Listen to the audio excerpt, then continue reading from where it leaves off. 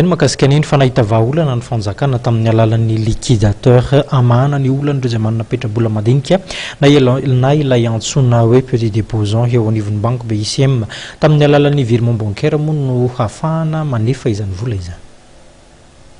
Nisy vokany ny hetsika izay nataon'ireo mpanjifa eo anivon'ny Banque Industrielle et Commerciale de Madagascar na ny BICM izay nitaky ny hamerenana ny volan'izy ireo tao aorian'ny fanakatonana ny banky.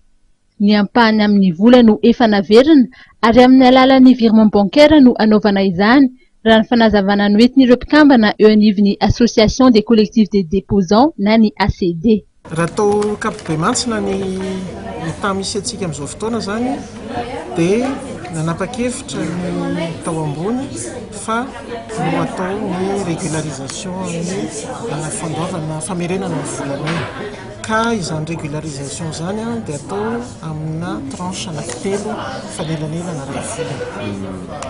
Nanomboka ireo virement bancaire ireo tamin'ny 27 juin tany hoany. Dia eo zany mandeha ilay izy ny deuxième tranche zany tokony ray volana aorianan'izay dia ohatr'izay ihany koa ny troisième tranche. Misy nanontany hoe ahoana ny fandehan'ny pourcentage manodididina ny 30 isan-jato ny vola narotsaka ho amin'ny première tranche. Ny tokony izy zany ny any amin'ny telo amby telopolo fa mino izay fa tonga any amin'ny tranche fahatelo farany dia feno ny zato isan-jato. Rehefa nakatona ny banky dia ny liquidateur no nifampiresaka tamin'ireo mpanjifa ny banky ireo. Ny information aloha eo am-pelatananay dia mazava be. Rehefa nakatona le banky dia ny liquidateur no interlocuteur ny voalohany. Dia ny liquidateur zany no fampiresaka taminay hatramin'izay ka hatramin'izao.